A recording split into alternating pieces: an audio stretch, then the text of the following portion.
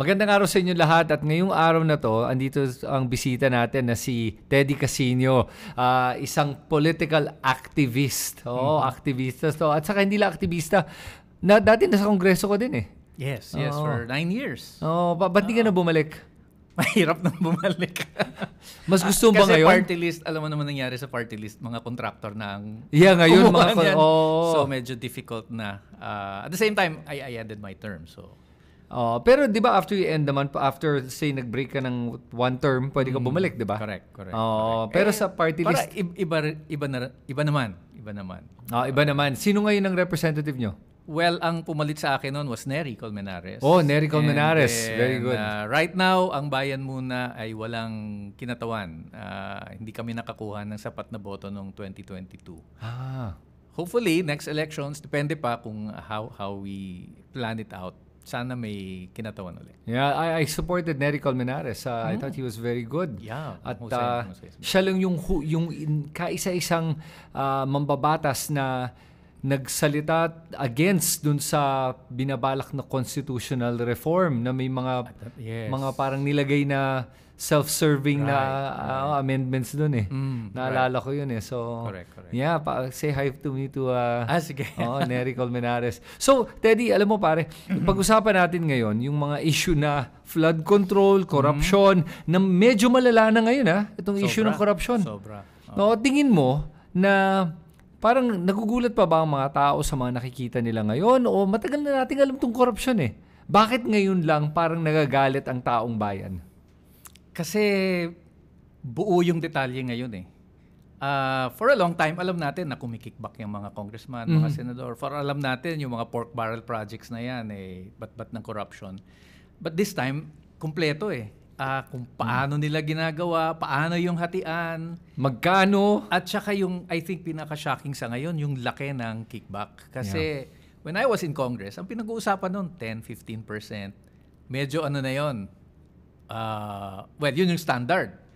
Ngayon, nasa 25 to 30%. So talagang lumalala.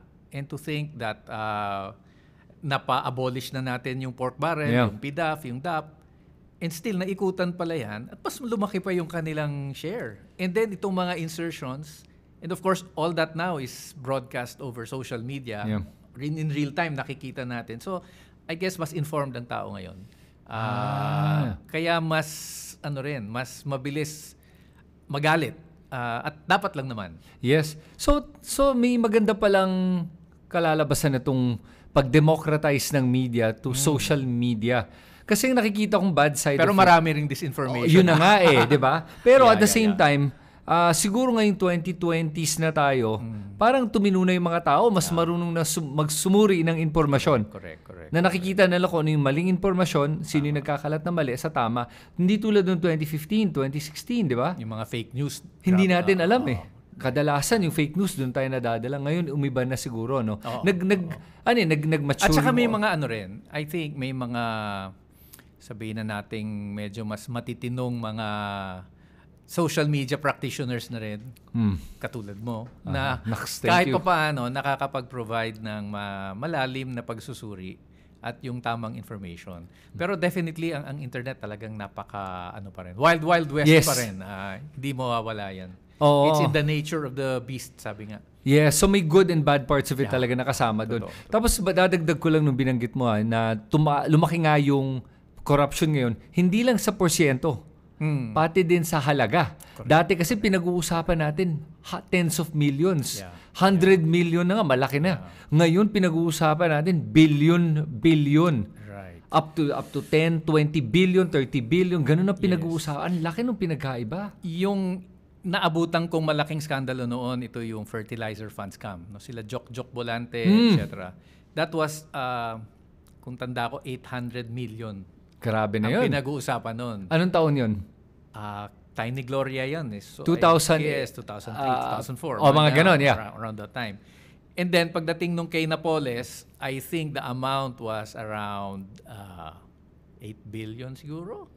Yeah, I don't even... Baka wala nga. Baka wala pa nga. Yeah. Oo.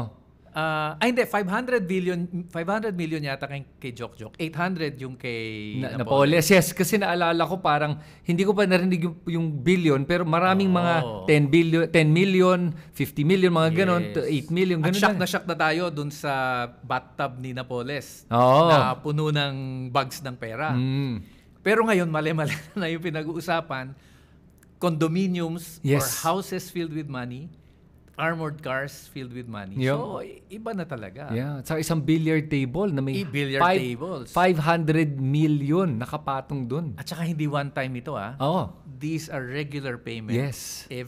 Na ilang taon, practically 3 years na nangyayari yan. Yeah. So talagang pag hindi ka naman nagalit, ewan ko na lang. Yeah. So dahil dito sa galit na to, yun, nagkakarali ngayon. So nakikita nga natin na parang as the days go by, parami ng parami ang mga pangalan na lumalabas na sangkot dito. Okay, so dediretsuhin kita.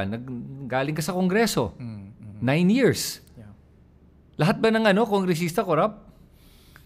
Kasama ka dyan pag sinabi ko lahat, ha? Halos lahat. Hindi, may kwento ako dyan. Kasi when we were first in Congress, 2001, ang bayan muna nakapasok. Nagpapatupad kami ng mga projects. Nag-nominate kami. Kasi we felt, first-timer kami dyan, part ng trabaho ng congressman, yung mag-identify ng projects for constituencies, etc. But ang tinitiyak namin na may mga people's organizations sa baba na nagbabantay ng proyekto. Kasi kung hindi mo babantayan yan, either yung kapwa congressman mo o yung governor o yung mayor, magloloko dyan or yung DPWH mismo.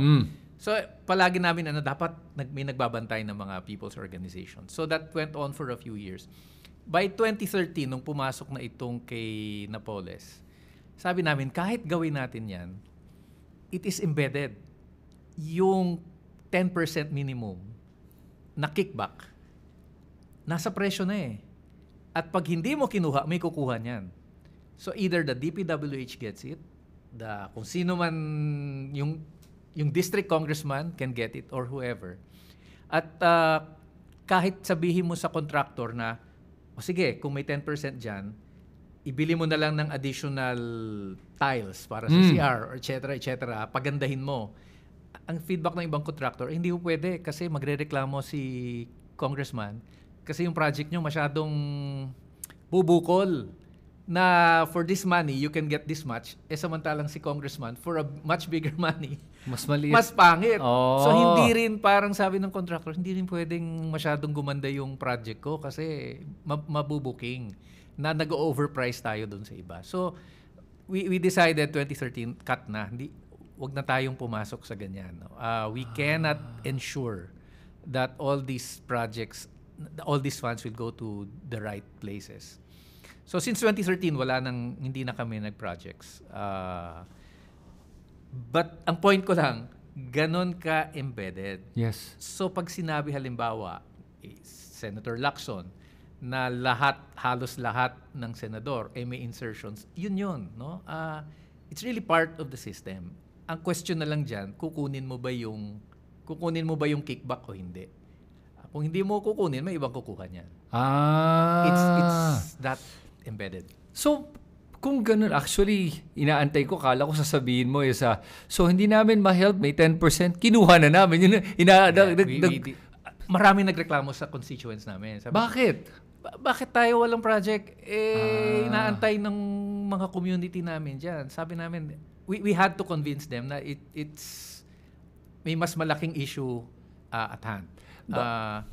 So ganon siya ka-systemic and widespread. Pero bakit kung sa akin lang sige. I hope you don't mind. Very direct ako magtanong Kung ganon lang, bakit hindi mo na lang binulgar to o ni-report na? Binulgar yan. Kaya naging malaking issue by 2013 yung PDAF tsaka yung DAP.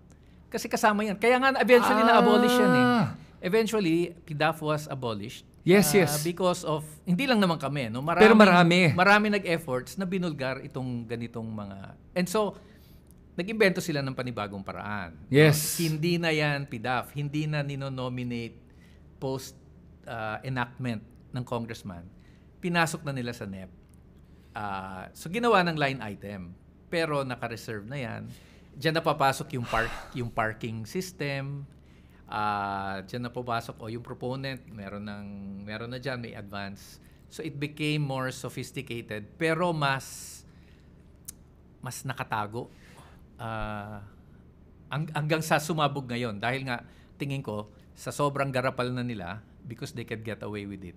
Sumobra namang laki. So ito yung just to clarify with everyone watching yung sinasabi mo na pinapasok sa NEP. Ito yung sinasabi nung mga nagtestigo na habang ginagawa ang NEP, kinokontak na ang mga mambabatas. O meron kang gustong insertion. Sa NEP pa lang nilalagay na nung DBM secretary. Inaayos na nila, pero may usapan na kayo sa NEP pa lang. Oo. Tapos kay congressman yan. Oo, kay congressman. Tapos kaya ito yung mga sinasabi nilang may mga code yan Pag 79 million, ibig sabihin kay congressman ganon. Pag 69 million, yung numbers na yun ay code daw yan to signify a certain proponent.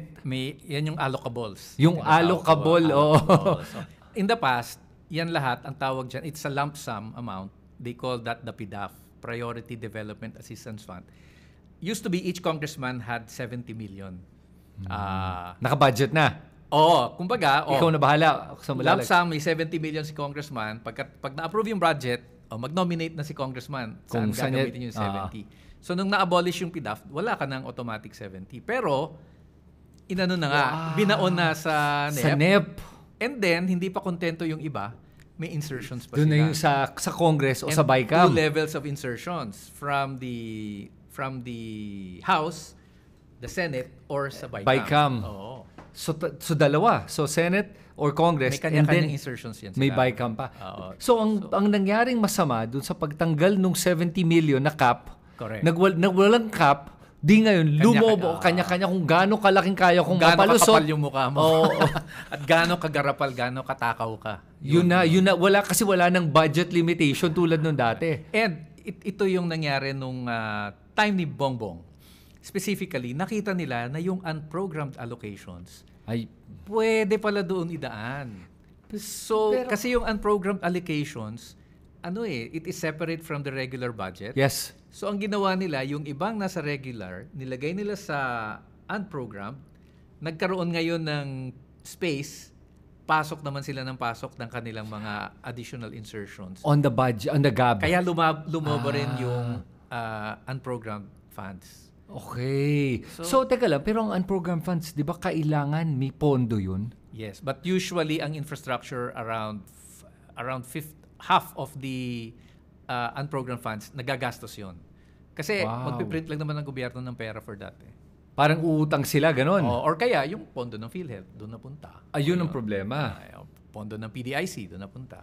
So madaling hanapan yan Madaling justify. Parang sabihin na, may pondo na tayo. Meron pala dito. Pero naplano na yon. Naalala ko nakita ko yung unprogrammed funds yan. Pag tinignan ko, sabi ko, sa bagay, kailangan naman ng pondo kung hindi naman nagagamitin kung wala. Tapos lumalabas pala, ginagamit pala kahit wala. Correct. Yun yung malala. May pondo pala. Oo, ginagawa ng magically ng pondo. Para magkaroon ng pondo. Oo, na dapat naman hindi talaga. Malala to. So, ngayon na nakikita ko sa pinag-uusapan pa lang natin, and this is very eye-opening for me, ay itong corruption is so systemic na kahit sinong ilagay mo doon, ang natatakot ako kahit matinong tao, kung hindi malakas ang iyong integridad, conviction, at yung character mo, bibigay ka talaga. Tama ba yan? It's the way it's designed.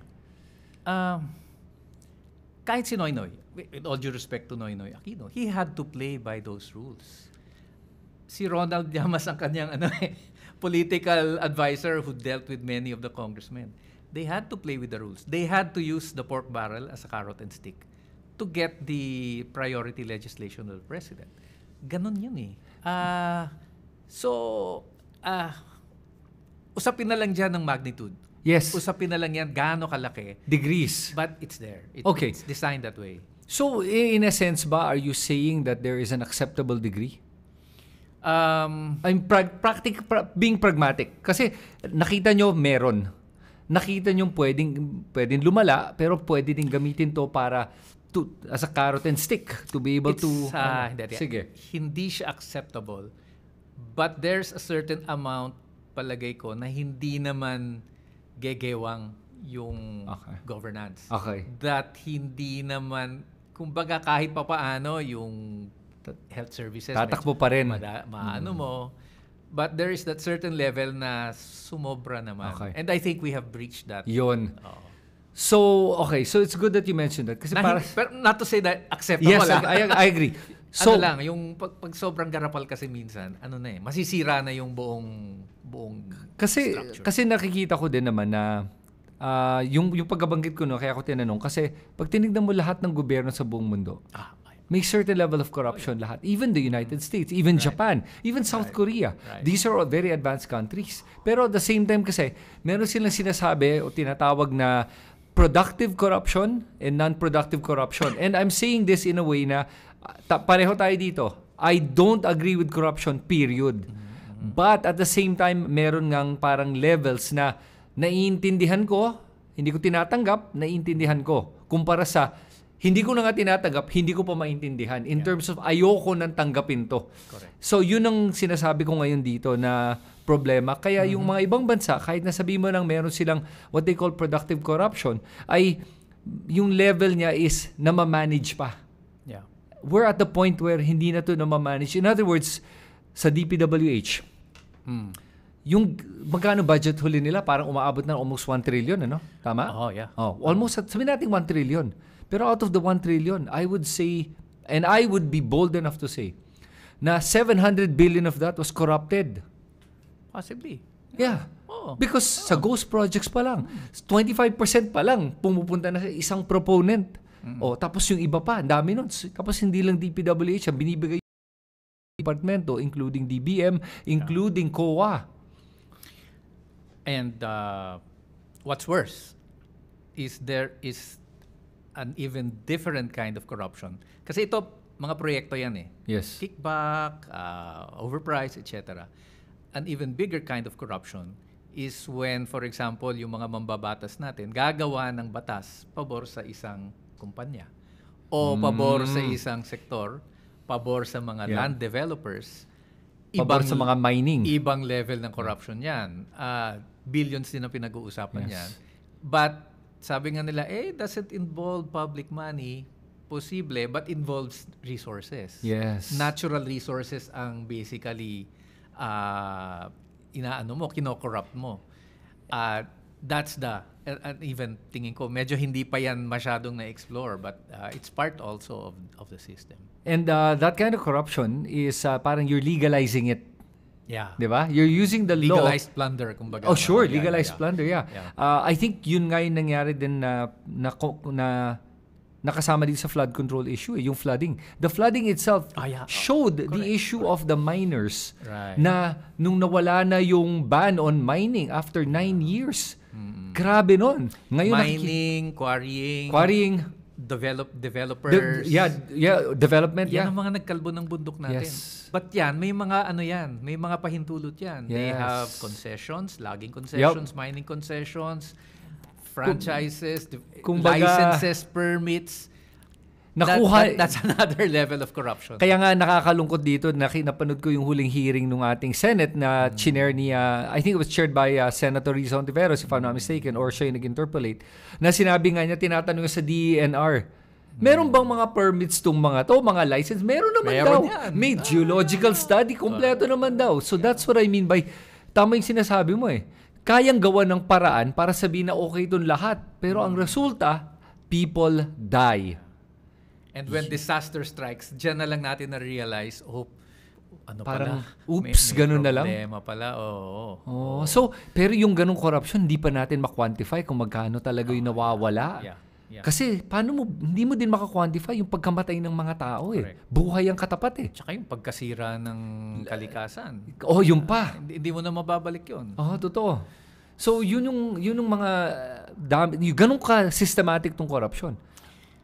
Yes. Kaya, ngayon, para sa akin, itong nangyayari ngayon na nagagalit tayo, na-realize natin, I hope we take this opportunity para mas maunawaan ng mamamayan natin gaano kabigat itong problema ng corruption. This is not a simple case na mga greedy politicians o masyadong garapal na. Usapin ito ng sistema. And so we should approach it that way. And ang question sa atin, is the government na ang mga tao dyan, mga opisyal dyan, nakikinabang ng husto sa ganitong sistema, kaya ba nilang solusyonan ang problema? Kaya ba nilang tapusin yung ganyang systemic plunder and corruption of our economy and coffers? That, I think, yun ang maging dapat tanong natin. Bukod pa siya, syempre, pananagutin natin, kukulong natin lahat ng corrupt, but we should go beyond that. Okay. So, to answer your question, no. Yes. Hindi kaya. At least we agree on that. Yeah, hindi kaya. Pero, to begin with, kaya bang solusyonan ng corruption 100%? Hindi nga. Pa. Sabi mo nga Hindi nga eh. Okay na tayo dun sa parang productive corruption. Kasi para sa mga productive corruption na lang. Sabihin natin ganito, yung productive at non-productive. Yung ating kasi non-productive. And ang definition ko niyan ay at hindi ako yung nag-coin ng term na to. I heard it from a political analyst from another country, if I remember correctly. Sinasabi niya ganito yan eh. Yung non-productive corruption kasi yung ginagawa ng ating mga politiko ngayon. Kinukuha yung pera, tinatago, o kaya bumibili ng mga kondo, bumibili ng mga relo, bumibili ng paintings. Hindi productive yon dahil wala namang productivity na gagawa itong mga pagbibili nila ng mga assets na to. Tinatago lang yung pera o nilolaunder. Versus sa ibang bansa daw, yung mga corrupt, ginagawa nila, magpapatayo sila for example ng isang bagong building na opisina na mag-i-invest yung mga tao, may mga bagong mga tenants doon, nagbabayad ng taxes, mga ganon. O kaya gagawa sila ng isang bagong industriya o something to go back and parang to increase the GDP, offering, nakakabigay ng trabaho. Itong ginagawa natin ngayon is non-productive. Paramihan ng pera kung magkano matatago ko, and they even pull it outside of the country.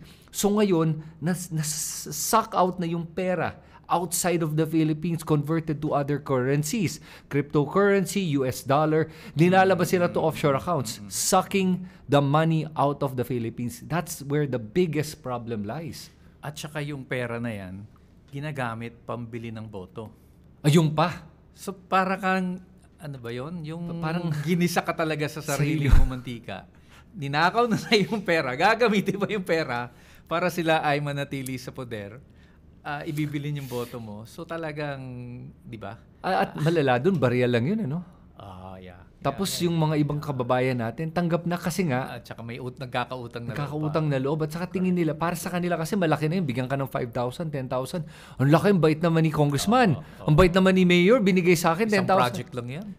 Wala, oo nga eh. Isang kickback lang yan. Ano lang yan, barya yan para sa kanila eh. Diba? So yun yung nakakatakot. Okay, so ang tanong ko, Teddy, ngayon may rally tayo. Nag-rally na nga last 2 months ago. Yeah. Meron na naman darating na rally. Nakakatulong ba itong mga rally na to? Anong masasabi mo sa ating taong bayan? Sa mga kababayan natin na nanunood, na nagsasabi, napagod na kami, nagpunta tayo sa rally nung last September 20. Meron ba talagang nagbago? May nangyayari. Meron.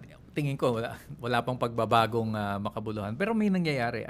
At the minimum, lumalabas itong lahat ng impormasyon na ito. Nauobliga ang gobyerno na ilaglag yung ilang mga key officials. Nilaglag na si Zaldico.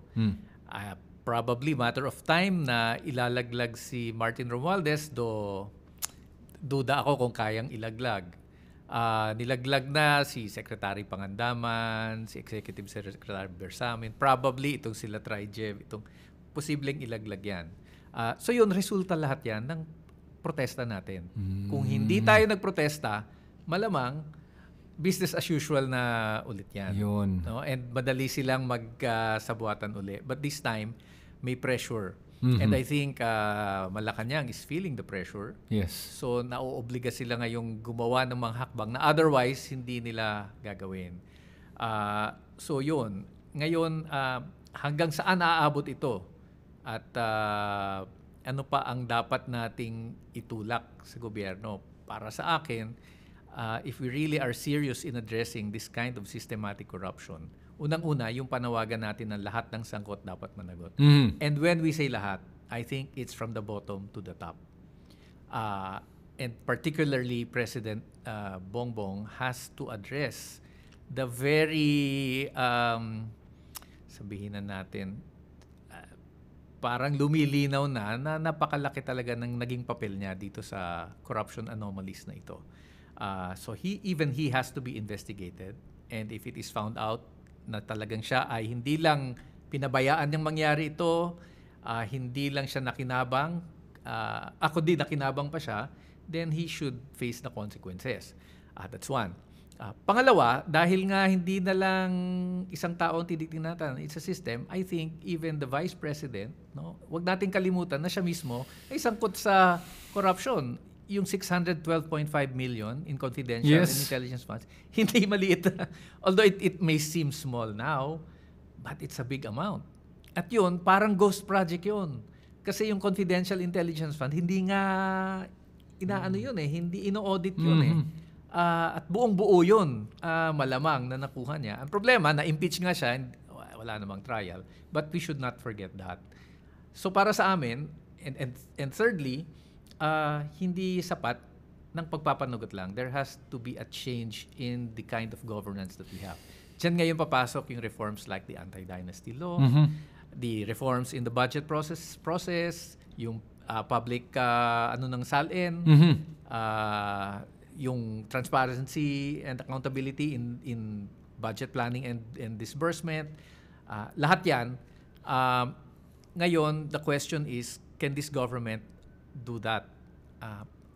Kaya kami sa bayan, hindi kami kumbinsido that they can do that. Kaya kami sa bayan, ang aming nakikita na ngayon, ang aming panawagan sa ngayon, mag-resign na si BBM at si Sara, magkaroon ng isang bagong gobyerno, a transition government that can do these kinds of reforms, and then prepare for a new elections to elect a better kind of government. I think, kung gusto natin ng talagang pagbabago, mas ganyan ang nakikita kong direction. Because if we do it like we did in the past, na nagpalit ng mga tao, may isa, dalawa, tatlo, palagay mo ng 5, 10 na kasuhan, it will not change the system. Ang fear ko nga dyan, baka mangyari nang nangyayari kay Napoles, may naarestong 3 senador, eventually napawalang sala, and then si Napoles, recently, inakwit. But meron pa rin siyang meron naman conviction siyang kaso. But marami sa mga sangkot dyan, nawala na. To the point na sinabi mismo ng mga korte, may nawawalang pera, may kailangang isauli, pero hindi guilty si Mr. Senator. I mean, I think unacceptable na yung ganun. Okay, so ang ganda ng mga binanggit mo, no? So let's just tackle muna 3 key points here. Number 1, yung kay Napoles, ang nangyari doon ay na-convict nga siya on certain things, kaya kulong siya. Problema nun nga, yung binanggit mo din is walang ni isang senador hindi ko alam kung congressman ang nakulong dito. Sa dami ng nakausap niya at nakipagkasabuatan sa kanya, wala ni isang nakulong. Kaya tingin ko kailangan siyang ma-acquit dun sa mga iba't ibang kaso, kasi kung ma-convict siya, damay talaga yung mga kongresista at senador na hindi pwedeng idamay. Kaya na-acquit. So pangalawang point ko is, yun yung gusto ko idagdag doon sa sinabi mo na problematic sa sistema natin, ay yung judicial system. Dahil walang napapanagot na politiko. Wala. Since panahon ni Pinoy na nakakita ako ng mga conviction ngayon, wala na akong nakitang conviction. Wala. Lahat nakakalusot, kaya nagkakaroon ng impunity. Dahil wala na talagang mismo na masasampahan ng kaso, lahat acquitted. Kahit yung recent nga, yung kay Binay. Di ba? Na-acquit siya at lahat ng opisyal ng kanyang gobyerno, ng Makati LGU, wala daw guilty. Kasi wala daw enough evidence. Meron kang building na overpriced, wala daw ebidensya. Tapos lahat sila sa city government, hindi daw guilty. Pambihira. Sino gumawa nito? Unbelievable. Saan nagpunta yung pera pag sinasabi ng korte na hindi daw guilty? So yun ang nakikita kong problema. The judicial system is what set us up for this. So the third point I was gonna make is this. The judicial system is what protects the corrupt, inefficient system of government. And lastly, ito yung pinakamalala doon tingin ko. Kasi nasana I think yung government natin, yung DNA niya. At palagi ko itong binabanggit. Ang DNA ng gobyerno ay gumastos ng pera. At maningil. Okay. Ang problema dito sa mindset na paggagastos ay palaging lumalaki yung budget. At yung mga departamento ay laging humihingi ng mas malaking budget. Kaya sila, inuubos nila yung budget nila sa taon na yon. Naririnig ko to, correct me if I'm wrong. Kailangan mo ubusin kahit anong paraan para next year, makakuha tayo ng pareho, mas malaking budget. Kung hindi tayo makakuha. So sa pagpipilit nila na ubusin ang budget, gumagawa ng paraan para mag-overprice, magbigay, at magkaroon ng corruption dahil kailangan lang nilang ubusin. Tingin ko yun yung problema. Tapos meron kang judicial system that protects the very people or the very system that's corrupted. Yun yung nakikita kong malaking problema natin. Now, how do you fix that? So ngayon, ito rally ginagawa natin. November 30, may rally. Sinasabi ko na nga, and we'll make that call later, na kailangan talaga ang taong bayan huwag mapagod. Pumunta. Ito na lang ang hinihingi natin sa mga kababayan natin. Huwag tayong mapagod . Pero nakakapagod . Okay, November 30 rally. Ano ni-expect natin? Panawagan mo is BBM and Sara both resign. Call for a snap election? Eventually, an elections will have to be held. Yes. Pero hindi ako niniliwa sa snap. Kasi kung snap yan, ibig sabihin, you'll just have a few months to prepare. Malamang tatakbo niyan Duterte at Marcos pa rin. Yun, okay. You'll be back in the same situation. So ako, ang tinitingnan ko models, yung nagawa na natin in the past. People power. More radical. Ang problema naman sa people power noong 1986, the government that replaced the Marcos administration was not radical enough, was not revolutionary enough. In fact, paatras pa yung ibang mga policies. But I think that kind of an upheaval, that kind of a change resulting in new governments, new policies. Para sa akin, that's the way to go . Hindi naman ito bagong invention . In many countries, pag may ganyang mga upheavals, transition governments are created to pave the way for systemic changes. Kasi feeling ko talaga, itong gobyerno natin sa ngayon, hanggat hindi mo matatanggal ang mga dynasties dyan, itong mga corrupt officials na inugat na talaga dyan, and the systems that they have, walang mangyayari .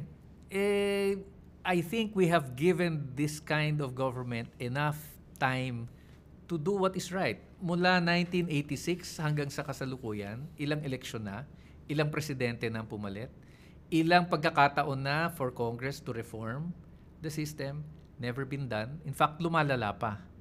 So, do we expect na dahil sa nangyayari ngayon, there will be a significant change o na-enlighten na babigla itong mga dynasties natin, itong mga officials na they will now do the right thing? Para sa akin, the people will have to force them to do the right thing. And for me, the model of people power, the model of people actually changing governments, pushing for reforms is the way to go. Of course, medyo disruptive. Yes. Very disruptive. Pero kung hindi natin i-disrupt, ano ba nangyayari ngayon? Para kang unti-unting pinapatay . Di ganun din yun.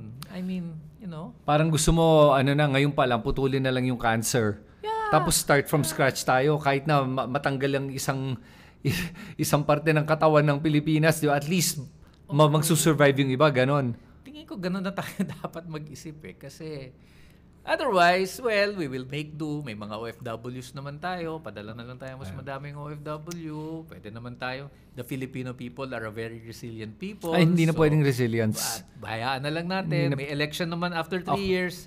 Ay, baka naman may matinong kandidato na mababago yung ating But, been there, done that. Change never really happened. Pero Teddy, with your suggestion, what are the likelihoods of that happening? I'd take my chance. I mean, no, sorry. The likelihood na the people will actually... I think that is the challenge. That is a challenge. For me, as an activist, para sa amin sa bayan, yan ang challenge. Kaya ba natin mag-create ng critical mass who can sustain that kind of a movement? I take inspiration from the last 3 months, 4 months. Especially, nakita ko yung mga kabataan natin. Ngayon lumalabas na. Kumikilos ng sarili. Baka naman. No? Baka naman. But it will take a lot of work. I think. Education, raising political consciousness, of course, protests ang kasama dyan. It's painstaking work, but it has to be done kasi otherwise, 5 years from now, ito na naman ang pag-uusapan natin, baka mas malala na. So, yun ang... And add acts of God. Acts of God. Yeah, it's true. True. Diba? All of this, correct. There is that certain parang factor na papasok ang universe dito at gumagawa ng paraan para lumabas. Kasi because all of this, may mga bagay na minsan di natin wala sa control na natin. Yes. Ma-foresee. Oo. And precisely, EDSA was like that. Yes. We were preparing at that time, 86, although bata pa ako noon. Medyo prolonged battle. Biglang nag-kudeta ito si Enrile Pumalpak. Lumabas ang tao. Yun na yun. Yeah. I think EDSA 2 was also something like that. It was the envelope. The envelope. Yeah, ayaw buksan. Kami noon talagang pinaghahandaan natin. Yung buong engagement. Envelope pack. Naalala ko yun. So, things happen. Yeah. And ang we have to be prepared sa ganitong mga pihit ng sitwasyon. Kasi otherwise, may iba na namang makikinabang.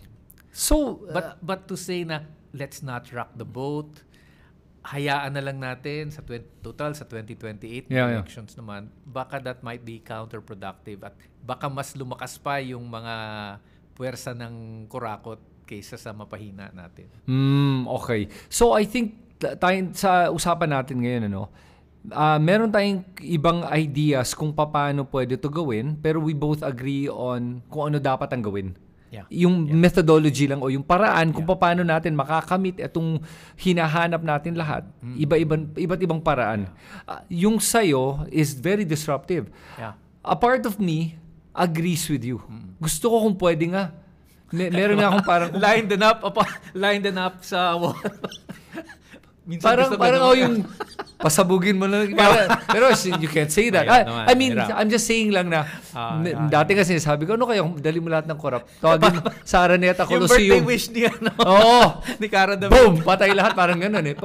Pero obviously, hindi naman pwede yun. At hindi naman tama din yung ganung pag-iisip, di ba? I mean, mahirap yun. Pero yun yung parang fantasy thought na meron na ng mga tao. So sobrang frustration nila, di ba?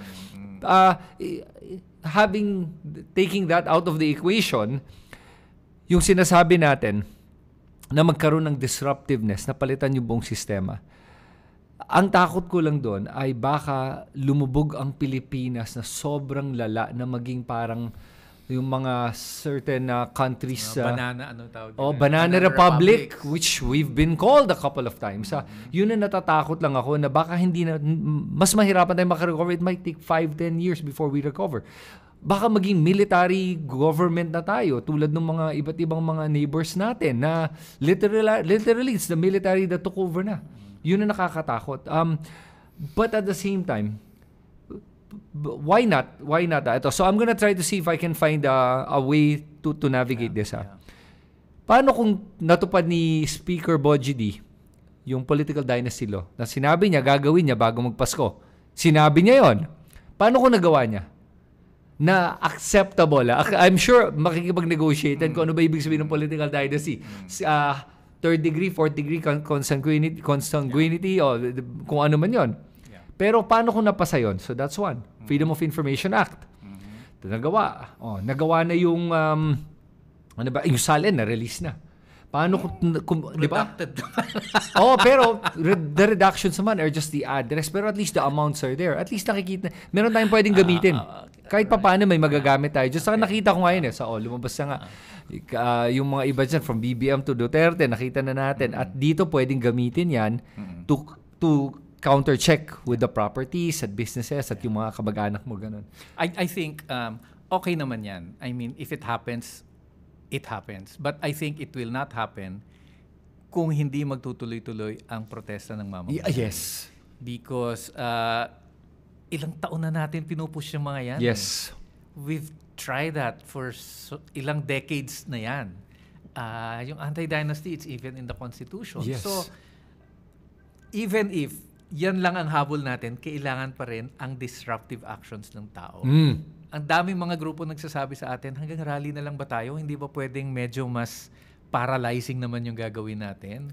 Hindi ba pwedeng mas idalhin natin to the brink para mapilitan itong mga ito? So, the idea na kailangan pa rin yung sustained militant actions. Whether ang habol mo yung option natin na palitan yung gobyerno or even these piecemeal reforms, the protest movement will have to be sustained and to even develop, leading to civil disobedience, paralyzing actions. Pangalawa, ano naman yan these are, kumbaga may maximum tayo, may minimum tayo. It's a range of options. Kami, gusto lang namin i-introduce. Ito yung mas long term na dapat nating tingnan. But if it does not happen, kasi yung regime change, yung transition government, that will only happen, as I said, kung meron kang mala-EDSA type. Yes. And so the challenge is for all those millions of people to go to one place or to force government, to force BBM and Sara to resign, etc., etc. Pwede mangyari yun, pwedeng hindi. Yeah. But in the meantime, meron din tayong medyo mas short-term na pwedeng itulak. So doon naman papasok yung electoral reform, right, etc. So ano naman, we can be as flexible as we want. Ngayon, doon sa transition government, sabi nila, kasi extra-constitutional yan.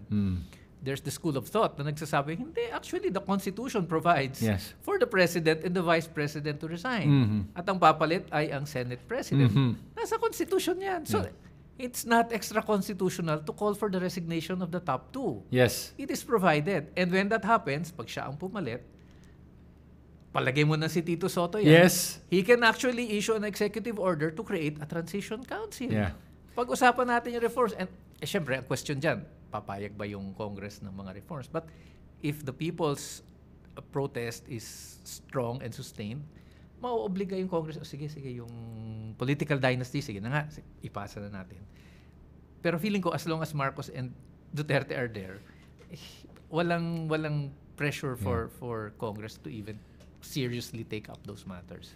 So maganda yung binanggit mo dito, no? That Marcos and Duterte resign. The problem, I think, are... Kasi alam mo kung hindi, hanggang 2028, magbabayan lang yan. And it'll be the same camp that's going to be running in 2028. At ang palalabasin nila, dalawa lang ang choice natin, Duterte or Marcos.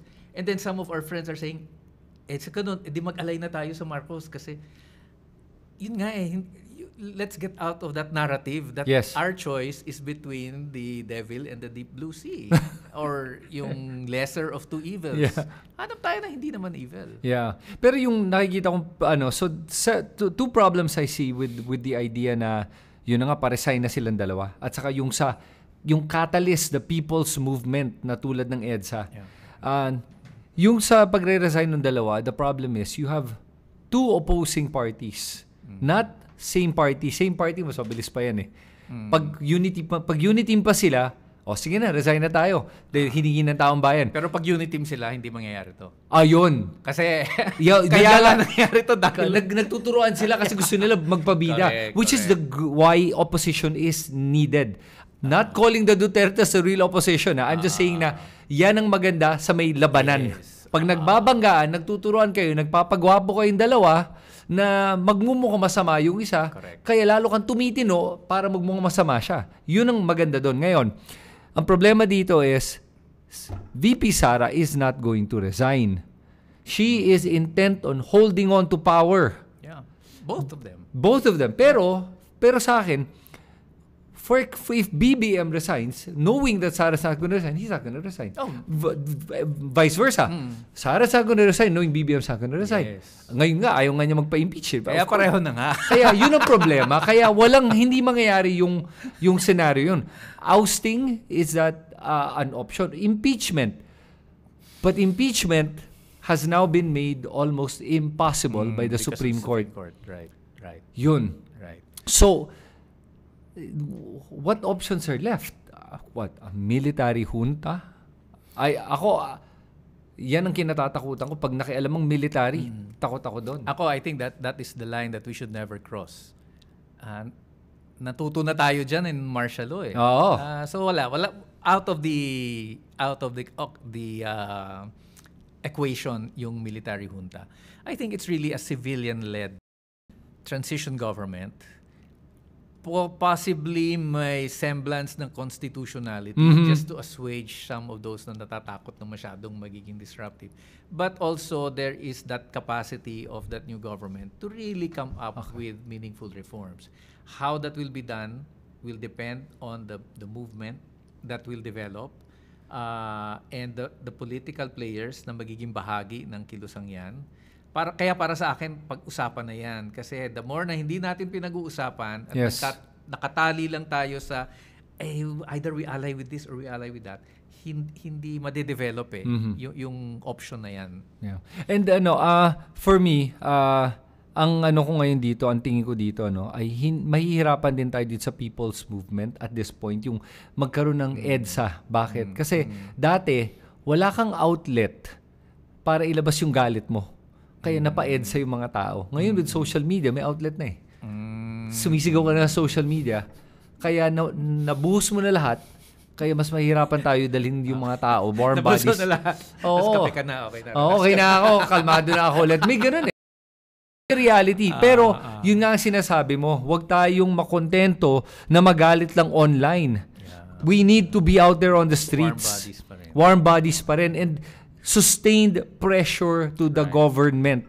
Although social media is an effective sustained effort then to the government, nararamdaman nila yun eh. Hindi naman to yung parang insulated sila sa mga social media na na mga binabanat natin eh. Right. So it's a combination, social media and people on the streets.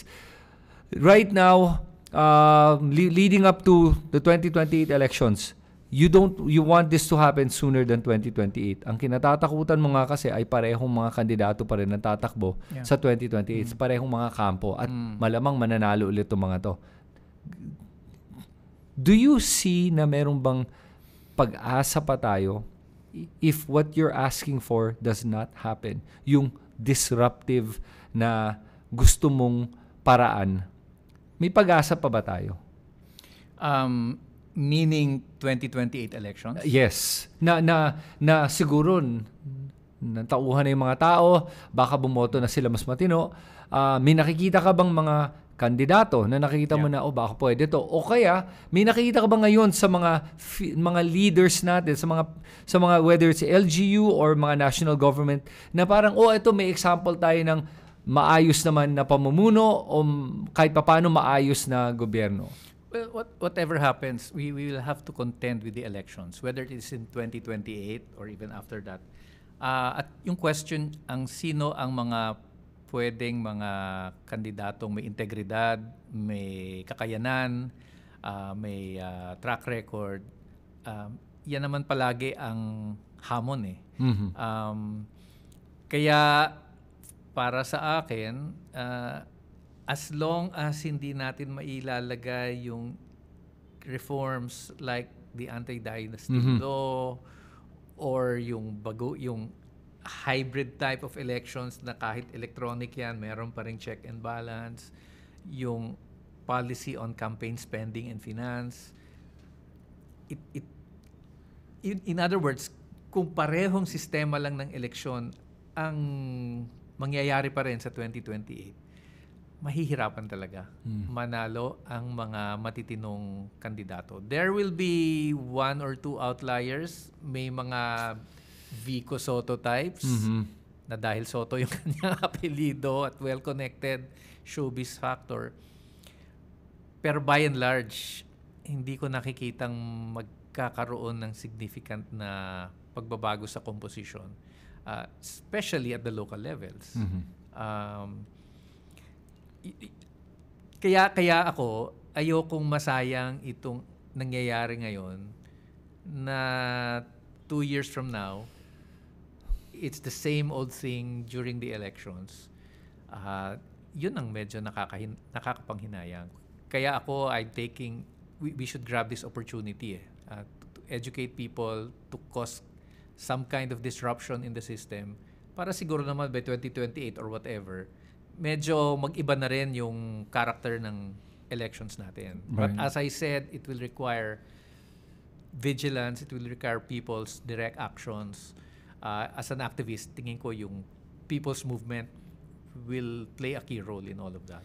Anong gusto mong mensahe para sa mga kababayan natin na nanonood ngayon? Ang mensahe lang natin, huwag mapapagod. Sabi mo nga nakakapagod yung ganito, nakakaubos ng lakas. Pero isipin natin ano yung kinabukasan na kinakaharap natin. Kung hindi tayo kikilos ngayon, forever na ito. Mm-hmm. And tumitibay ang kanilang control sa poder, lumalaki yung nananakaw nila. So we really have to do something. And let us take this opportunity na magkaroon ng makabuluhang pagbabago sa ating bansa.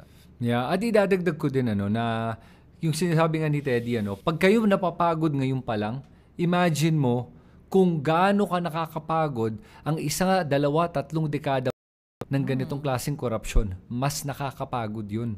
Mas malala pa yun. Ang hinihingi natin ngayon ay maliit lang kumpara sa haharapin nyo pag hindi natin maitigil itong korupsyon na to. At saka let us think big and let us think out of the box. Isipin natin, hindi lang ito laban sa korupsyon. Ang pinaglalaban natin dito, na kung tayo ay pupunta sa ospital, makakapagpagamot tayo, gagaling tayo na hindi tayo nababaon sa utang. Yun. Isipin natin na pag naipanalo natin ito, pag sasakay tayo ng tren, de oras ang takbo ng tren at mapaplano natin yung biyahe natin kasi on the dot, alam natin anong oras dadating yung tren. Ganon din yung bus. Tama. Kaya ako nasasabi yan kasi nanggaling lang ako sa Japan a few weeks ago. Yung inisip mo, kung sila nagawa nila, hindi ba natin kayang gawin ito? Para napakasimple lang naman. No? May oras ang labas ng bus, ng tren. Alam mo? So, yun ang isipin natin na pag nalampasan natin ito, ganong klaseng lipunan ang ating magagawa na may mga housing. Biro mo, alam mo ba yung budget? May kausap akong taga-housing department.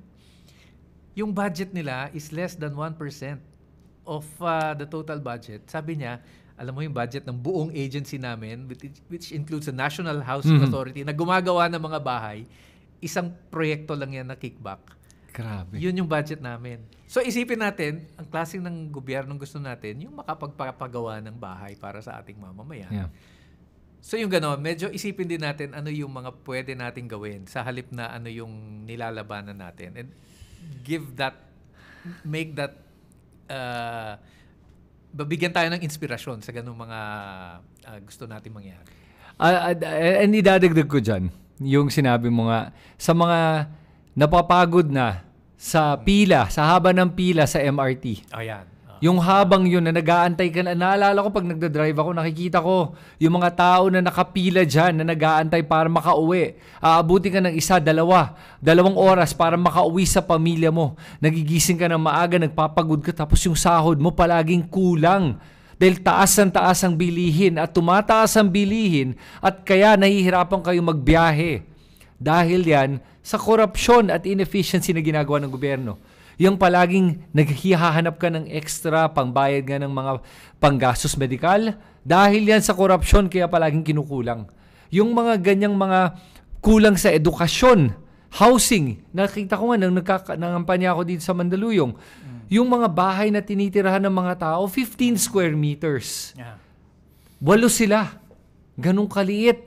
Kung napapagod na kayo sa ganyang klaseng buhay, ito po ay dahil sa palpak na gobyerno, sa palpak na pamumuno, at sa pamumuno nila para sa kanilang sariling interes, hindi sa interes ng mga mamamayan.